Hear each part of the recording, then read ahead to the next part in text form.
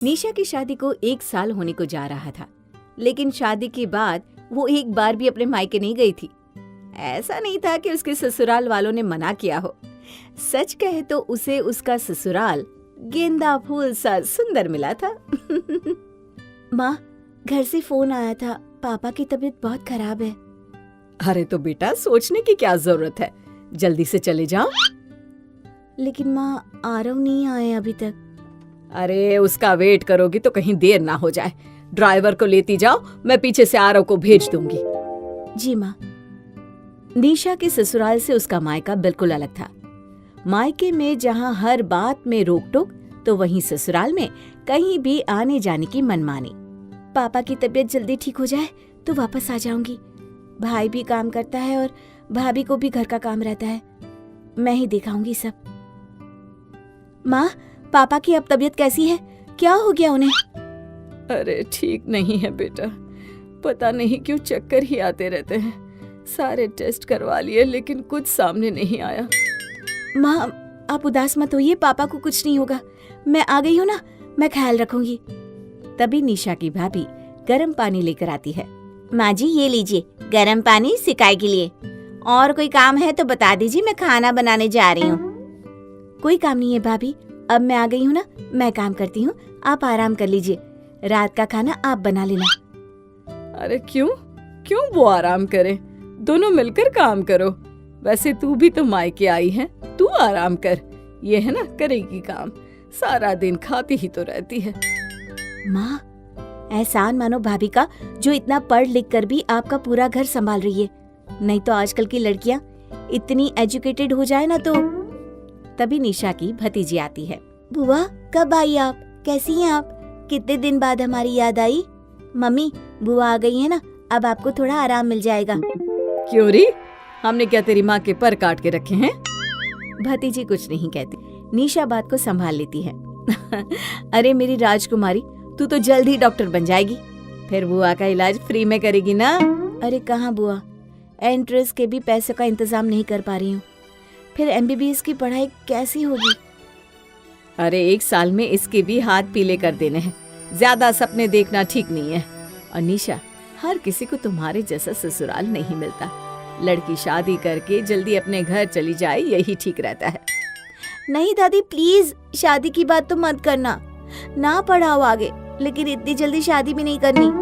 हाँ, कोई नहीं करेगा तेरी शादी। तभी वहाँ भाभी आ जाती है। देखा माँ, बुआ क्या कह रही हैं कि मेरी शादी कोई नहीं करेगा इतनी जल्दी। नहीं बेटा, दादी की ही मर्जी चलती है इस घर में। क्या कर लेगी तेरी बुआ, खुद के लिए तो कोई कदम उठा नहीं पाई, तेरे लिए क्या करेगी? अरे भाभी, मैं इसका जीवन बर्बाद नहीं होने दूंगी, वो भी तब जब ये पढ़ने में अच्छी है। ये मेरे घर में रहेगी और पढ़ेगी, कुछ बनेगी, हम सबका नाम रोशन करेगी। आय हाय, बड़ी आई, नाम रोशन करने वाली। अरे घर से बाहर निकालेंगे तो लड़की नाक कटाएगी, फिर रोते रहना। क्या बातें कर रहे हैं? कैसी बात कर रही हैं माँ जी? अपनी परवरिश में जरा भी यकीन नहीं है क्या आपको? क्यों नाक कटाएगी, ऐसा तो ना बोले। अरे चुप कर, अब सास को बताएगी कि कैसा बोले कैसा ना बोले।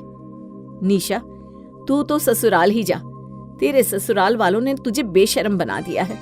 खुली सोच के चक्कर में बदतमीजी सिखा रहे हैं। अरे देख कैसे कपड़े पहने हैं तूने, मैं तो अपनी बहू को खींच कर रखती हूँ। पता है माँ, आप सबकी इसी सोच के कारण मैं यहाँ आना ही नहीं चाहती थी। आपको पता है, पापा के लिए जिस डॉक्टर से मैंने बात की है ना, वो एक लड़की है, इंडिया की बेस्ट हार्ट सर्जन। अगर उसके माँ बाप भी ऐसा ही सोचते तो वो डॉक्टर नहीं बनती। आपके हिसाब से वो किसी घर में चूल्हा चौकी कर रही होती। और सही कहा आपने, मैं बहुत किस्मत वाली हूँ कि मुझे ऐसा ससुराल मिला। आप लोगों ने तो मुझे आगे पढ़ाने से मना कर दिया, लेकिन मेरे ससुराल वाले ने मेरा अच्छे कॉलेज में एडमिशन कराया, और आज मैं पढ़ाई के साथ साथ आरव के बिजनेस को भी संभाल रही हूँ। माँ जी, बदतमीजी तो तब होती ना जब मैं आपके कहने से ना चलती। मैं पढ़ी लिखी थी, पति का हाथ बटा सकती थी घर चलाने में, लेकिन आपने तो मुझे घर की नौकरानी बनाकर रख दिया। मैं अपनी बेटी को ऐसा जीवन नहीं जीने दूंगी। साहस को तो मानो खून सर पर चढ़ जाता है। कल तक की गूंगी गुड़िया आज जबान जो चला रही थी। अच्छा, तो अब निकल मेरे घर से और जाकर कमा, और हाँ, अपनी ये लड़की भी साथ ले जाना। अरे कैसी बात कर रही है माँ, कुछ तो सोच। घर की बहू है, उसने पूरा जीवन तेरी सेवा की है और तू एक पल नहीं लगा रही उसे घर से बाहर निकालने के लिए। मेरा घर है, मेरी मर्जी चलेगी। जिसे रखना होगा रखूंगी और जिसे निकालना होगा निकालूंगी, समझी? माँ कैसी बात कर रही हो? तभी भाभी की आंख में आंसू आ जाते हैं। वो सही बोल रही है निशा, गलती मेरी है जो पढ़ लिख कर भी मैंने अपने करियर को खत्म कर दिया, घर पर रह गई। लेकिन मेरी बेटी अब आगे पढ़ेगी। भाभी भतीजी के साथ घर छोड़कर निकल ही रही होती है कि निशा, तू भी निकल, यहाँ आकर मेरा घर खराब कर रही है। निशा की भाभी और भतीजी घर से चले जाते हैं। माँ, हम घर से तो निकल गए हैं, लेकिन हम जाएंगे कहाँ? तब एक लंबी सी कार आकर रुकती है, जिसके अंदर से निशा का पति निकलता है। माँ, फूफा जी। भाभी, निशा ने मुझे सब कुछ बता दिया है। आप लोग मेरे साथ चलिए, मैं आप लोगों को सुरक्षित घर ले जाता हूँ। तभी भाभी के पास निशा का फोन आता है। भाभी, आप इनके साथ जाइए जब तक शाम को भैया घर पर नहीं आ जाते और माँ जी को अपनी गलती का एहसास नहीं हो जाता, तब तक आप लोग यहाँ मत आना। नहीं आएंगे, क्योंकि इस बार सवाल मेरी बेटी का है निशा। भाभी निशा के ससुराल जाती है, जहाँ निशा की सास कहती है, आओ बेटा आओ, ऊपर वाला कमरा खाली कर दिया है, वहीं रहना, ठीक है ना? भाभी बेटी के साथ कमरे में चली जाती है, जहाँ थोड़ी देर में ले बेटा, चाय नाश्ता कर ले, थक गई होगी ना? सास के हाथ से चाय ये तो उसने कभी सपने में भी नहीं सोचा होगा। बहुत नसीब वाली है निशा, जिसे आपके जैसी सास मिली। अरे नहीं नहीं, हमें ही बहू हीरा मिली है, सबके बारे में सोचती रहती है। उधर निशा का भाई, निशा तेरी भाभी कहाँ है? और मेरी बिटिया, उसकी आवाज नहीं सुनता ना तो अच्छा ही नहीं लगता। भैया, भाभी को माँ ने घर से निकाल दिया है। ये बोलकर वो सारी बात भाई को बता देती है। फिर तो मैं भी इस घर में नहीं रहूंगा। ये बोलकर भाई जा रहा होता है कि माँ रोने लगती है। मैं किसी के भी सपनों को नहीं मरने दूंगी, लेकिन मुझे अकेला छोड़कर मत जाओ। माफ कर दो मुझे। समीरा एक बहुत समझदार लड़की है, सारे घर का काम मन लगाकर करती है। वो अपनी सास शांति और ससुर मोहनलाल जी की हर चीज का ध्यान रख और साथ ही कोशिश करती कि अपने पति शेखर को भी शिकायत का कभी मौका ना दे। लेकिन फिर भी शेखर उससे कभी खुश नहीं होता। समीरा क्या कर रही हो? तुमने मेरा लंच पैक किया या नहीं? नहीं जी, बस अभी करती हूँ। तुम्हें पता है ना मुझे देर हो रही है। पता नहीं सुबह से उठकर क्या करती रहती हो। सिर्फ मेरा लंच ही तो बनाना होता है, उसमें भी देर हो जाती है। शेखर जी आप रुकिए ना 2 मिनट, मैं अभी लाती हूँ। समीरा किचन में जाकर लंच पैक करने लगती है, लेकिन शेखर गुस्से में बिना लंच लिए वहाँ से चला जाता है। समीरा शेखर को आवाज़ देती रह जाती है, लेकिन वो उसकी आवाज़ सुनकर भी अनसुना कर देता है। रात को जब शेखर घर पर आता है तो समीरा उससे माफ़ी मांगते हुए कहती है, सॉरी शेखर, मैं आगे से सबसे पहले ना आपका लंच ही तैयार करूँगी। आज आप बिना लंच लिए गुस्से में चले गए, मैं पूरा दिन आपके बारे में ही सोचती रही। रहने दो, अच्छी बीवी की ज़्यादा एक्टिंग करने की कोई ज़रूरत नहीं है। सुबह के लिए मेरे कपड़ों पर प्रेस कर देना। जी ठीक है, अभी कर देती हूँ। समीरा शेखर के कपड़ों पर प्रेस कर रही थी, तभी शांति उसके पास आकर कहती है, बहू, तुम शेखर के कपड़ों पर अभी से प्रेस क्यों कर रही हो? सुबह कर देती। माँ, उन्होंने अभी करने के लिए कहा है, सुबह करूँगी तो गुस्सा हो जाएंगे। शेखर का गुस्सा तो नाक पर रहता है। खैर छोड़, मैं तो तुझसे ये बोलने आई थी कि तेरे ससुर जी को नींद आ रही है, ज़रा देख लेना दवाई कौन सी देनी है, दे देना बेटा। समीरा कपड़ों पर प्रेस करके शांति के साथ चली जाती है और मोहनलाल को दवाई देते हुए कहती है, पापा जी ये आपकी दवाई है, लेकिन ये आपको दूध से लेनी है, मैं अभी आपके लिए दूध लेकर आती हूँ। समीरा किचन में जाकर दूध गर्म करके अपने सास ससुर को दे देती है और किचन का सारा काम खत्म करके अपने रूम में जाती है।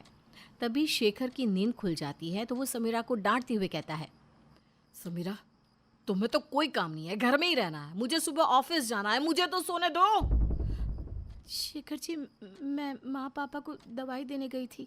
तो उनकी दवाई के चक्कर में मेरी नींद क्यों खराब कर रही हो? बंद करो लाइट, सोने दो मुझे। समीरा को शेखर की बात सुनकर बहुत दुख होता है, लेकिन वो करती भी क्या? पति की कड़वी बातें सुनने के अलावा उसके पास और कोई रास्ता नहीं है। ऐसे ही एक दिन समीरा को बहुत तेज़ बुखार आ जाता है। वो उस हालत में भी घर का सारा काम करती है। रात को जब सब खाना खाते हैं तो शेखर कहता है, तुमने डिनर में फिर से दाल बना ली। तुम्हें पता है ना दाल मुझे पसंद नहीं, फिर क्यों बनाई? बेटा शुक्र करो कि बहू ने खाना बना दिया। उसकी तबीयत ठीक नहीं है, बहुत तेज बुखार है, फिर भी घर का सारा काम किया है बहू ने। बेटा तुम्हें तो बहू का हाल चाल पूछना चाहिए और तुम उसी से लड़ रहे हो। माँ पापा, मुझे समझ में नहीं आता, घर का काम होता ही कितना है जो आप हर समय अपनी बहू का गुणगान करते रहते हो। ये बोलकर शेखर खाना छोड़कर वहाँ से चला जाता है। हर बार शेखर ऐसा ही करता, कभी भी अपने पत्नी के काम की कद्र नहीं करता, उसे हमेशा ताने सुनाता। एक दिन शेखर के कुछ दोस्त उसके घर पर आने वाले थे, इसलिए उसने अपनी पत्नी से कहा, समीरा, कल मेरे कुछ दोस्त आ रहे हैं, कल की पूरी तैयारी कर लेना। जी ठीक है। देखो समीरा, मुझे पूरा घर साफ सुथरा चाहिए।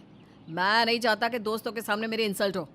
और एक बात, मेरे दोस्तों के सामने दाल भूल से भी सर्व मत करना।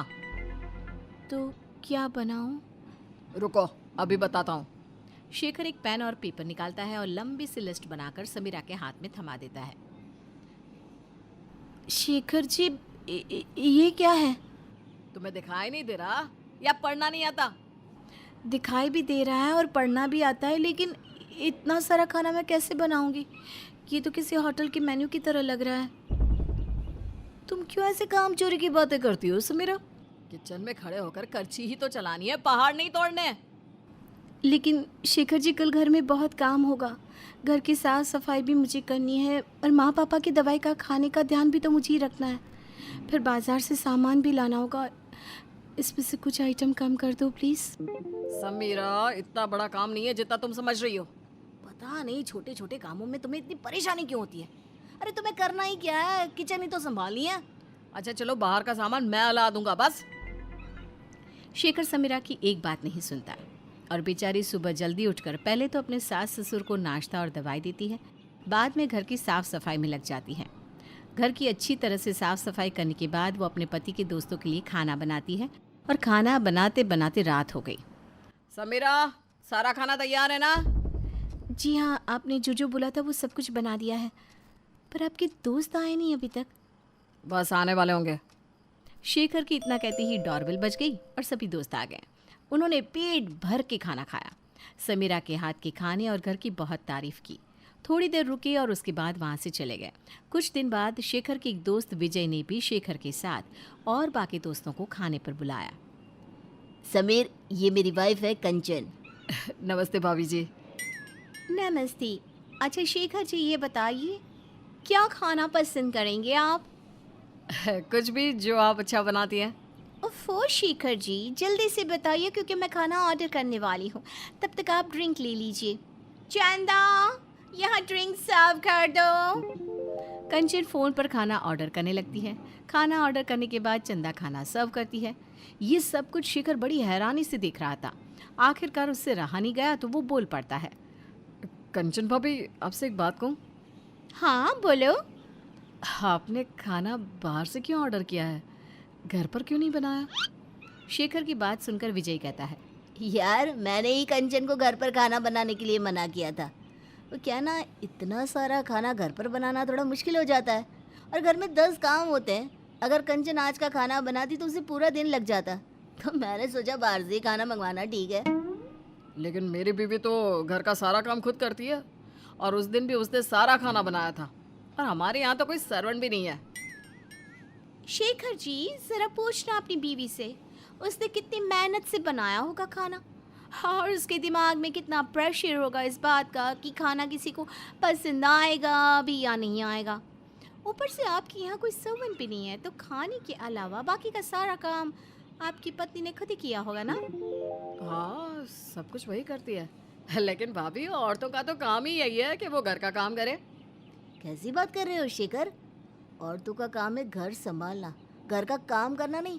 अब वो घर उन्हें कैसे संभालना है वो उन्हें डिसाइड करना है। तुम तो आराम से ऑफिस आते हो, चेयर पर बैठते हो, अपना काम करते हो और घर चले जाते हो।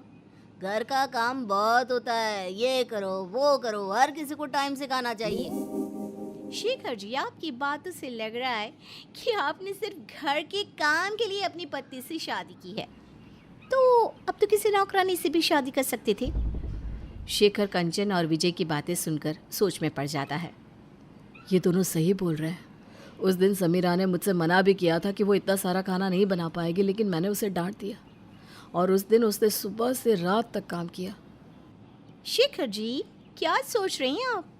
खाइए खाना। विजय, सर्व करो खाना। शेखर खाना खाकर घर जाता है। वहाँ समीरा अपने सास ससुर को दवाई दे रही थी। शेखर को देखकर समीरा कहती है, आ गए आप बैठिए, मैं आपके लिए खाना लगा देती हूँ। खाना मैं खा कर आया हूँ, तुम चलो मेरे साथ। लेकिन मुझे किचन में थोड़ा काम करना है, आप चलिए मैं आती हूँ। शेखर समीरा को अपने साथ ले जाता है और उसे सुला देता है। अगली सुबह समीरा सो रही थी तो उसे शेखर के चिल्लाने की आवाज़ आती है। वो घबरा कर उठती है और शेखर के पास जाकर कहती है, क्या हुआ? आप इतनी सुबह सुबह क्यों उठ गए और ऐसे क्यों बुला रहे हो? समीरा, ये मालती है, आज से ये यहाँ काम करने आएगी। तुम सारा दिन काम में लगी रहती हो, थक जाती होगी ना, इसलिए मैंने मालती को काम पर रख लिया है। समीरा को शेखर का बदला हुआ रूप बहुत अजीब तो लग रहा है, लेकिन उसे इस बात की खुशी है कि उसके पति ने देर से ही सही पर उसकी परवाह करना शुरू कर दिया।